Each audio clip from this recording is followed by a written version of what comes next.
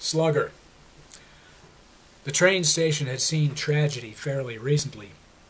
A young woman, tired of a loveless life, had stood on the tracks as a weeknight train came in. But the time after that, the train itself was not the means of death. A bullet in the head of the man slumped against the wall opposite the tracks did the job. No doubt he'd known about the young woman's death, because he lived in an apartment behind that wall. He and his wife and their child would have known that there had been many police cars outside their home. Blinding lights would have shone from the scene. Traffic would have been stalled for miles. It's even possible he'd seen the young woman when she was still alive. It's likely, I think. I say this because I knew them both. She was my co-worker at one of thousands of stores owned by a ubiquitous if faceless bookseller. We worked a mile away from the spot she chose for her last living moment. The man who shot himself just feet away from that spot 2 weeks later was one of my customers.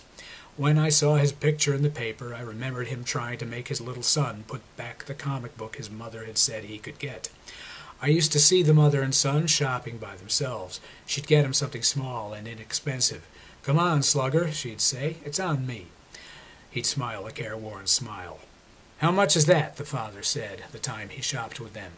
$11, he said, ripping the comic book from his boy's hand. "How do you pick something that costs $11? Put this back." I'd seen this sort of scene at the register before, but this time the lesson was upended. The boy was standing there. "Put it back," said the father. "He doesn't know where it goes," said the mother. "How come?" "I picked it out," said the mother. "Well, put it back. Maybe we can hand it to the man." I put my hand out to take the comic book away. "Put it back," the man said to his wife. $11, he said, as she retreated with the comic book. The boy started following the mother. "Did I say you could go? Did I say you could go? Did I say you could go?" The boy stood silent. I rang up an elderly lady who'd been waiting.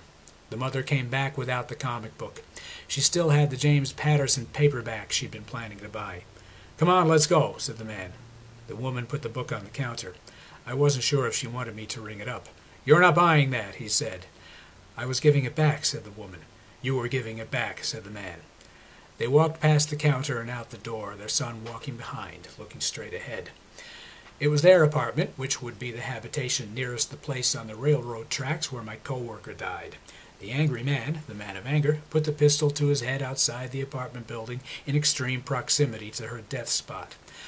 I wonder if she was there when that man was berating his wife and son. I wonder if he saw her picture in the paper just as I, not long after, would see his. I wonder if he recognized her. For decades now, I've rung sales at stores around my neighborhood. I have often sold items to another mother and son. I used to ring their items up in the 90s, when he was about the age of the boy whose father wouldn't pay for the comic book. I still ring sales for the mother and son from the 90s.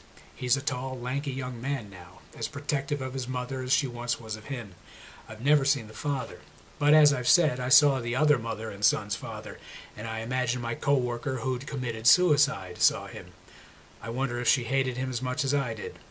I wonder if she'd have been surprised to find out that the thing she did have in common with him was suicide. The owner of a shop I used to get my buttered rolls at showed up at his own shop early one day, not to work, but to round the corner of a display and shoot his wife. I can't remember if this happened in the 90s, the aughts, or say 2012.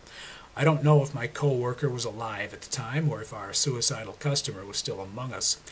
But I have to say this.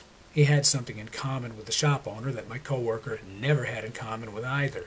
The day I saw my customer's picture in the paper, I saw his wife's. He'd killed her before shooting himself. An anger junkie through and through, he'd taken his wife's, his son's mother's, life just before dawn. He'd gone outside afterward. Maybe the thought of my co-worker's smashed body prevented him from lying down on the tracks. He wanted a clean death. The gun to the head suited his pride. I remember discussing Anna Karenina with my co-worker. Just before her death by train, I'd been telling her how realistic Tolstoy's description seemed. My co-worker made a cooing sound. She rang the next sale. The mother and son I still ring up are often very quiet. I used to sell them books. I sell them groceries now. They don't make small talk. I would think their bond is as strong as the bond of the dead woman and her son. I say this because the papers mention that the boy had struggled to take the bat from his father's hands. A bullet was the only thing good enough for the prideful man, but he used a Louisville Slugger on his wife. The paper didn't print the boy's picture. just a wedding photo of the mother and father. The police figured out the son had tried to save her. The 9-year-old had gotten the bat out of his father's hands, the hands which had torn the comic out of his at the bookstore. He did not live to see his mother killed. Out stumbled the man who'd battered his wife and son to death. Traffic was going to be backed up at the train station again, but this suicide was going to be novel for a train station suicide. Others could die messily. Trains and baseball bats leave too many marks. Out of his pocket he pulled a gun. Still, I'm not sure my co-worker ever did see the angry man or the mother and son.